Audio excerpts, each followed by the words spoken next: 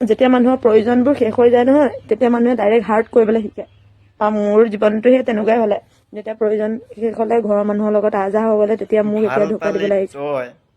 ধোকা খালি তই বহুতে ভাবিব মই ব্ৰেকআপ দিছো কান্দি বুলি পিনি প্ৰথম কথা কৈছো দেখুৱাবলৈ জীৱনত আহিছ ছ'চিয়েল মিডিয়াত আমাক কাকো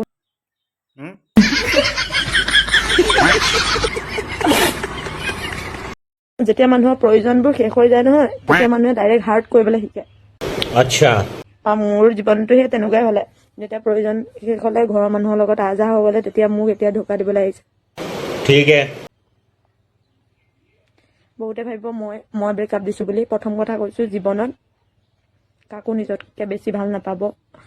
समझ गया আৰু ভাল পালেও ঘৰলৈ অহা পৰ্যন্ত নকৰিব মোৰ নিজৰ এক্সপিৰিয়েঞ্চৰ পৰা কৈছো বহুত এক্সপেন্স আছে ঘৰত মাতি আনি ঘপ ঘপ দিছে ৰণ ঠন কৰিছে মধু খাই পিনি মৌমাখি উৰা মাৰিছে খা বাপেকে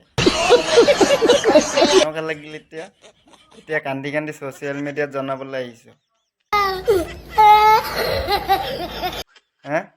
ভাল পোৱাৰ আগত ছ'চিয়েল মিডিয়াত জনাই লৈছিলি নি ভাল পোৱাৰ আগত বোলে মই অমুকক ভাল পাই আছো ভাল পাব লৈছো হে এতিয়া যে পাব্লিকক জনাবলৈ আহিছে ছ'চিয়েল মিডিয়াত হেই বনৰী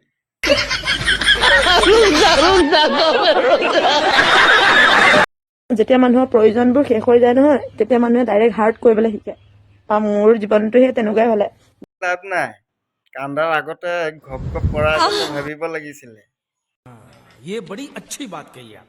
এতিয়া বোলে প্ৰয়োজনটো বোলে শেষ হ'ল বোলে এতিয়া বোলে এৰি গুচি গ'ল कैसे कैसे लोग रहते हैं यार यहाँ হে আগতে ভাবিব লাগে সেইকাৰণে জীয়ৰী থাকোঁতে ঠেং মেলি দিব নালাগে পাখৰি গেলা क्या बोला तूने এটা কথা শুনি ল মৌমাখিয়ে ধুনীয়া ফুল দেখিহে বহে মধুখন খাই শেষ হৈ গ'লে আকৌ বেলেগ ফুল বিচাৰি উৰা মাৰে समझ रहे हो समझ रहे हो आप समझ रहे हो ना ঠিক তোমাৰ কাহিনীটো এনেকুৱাই হৈছে দেই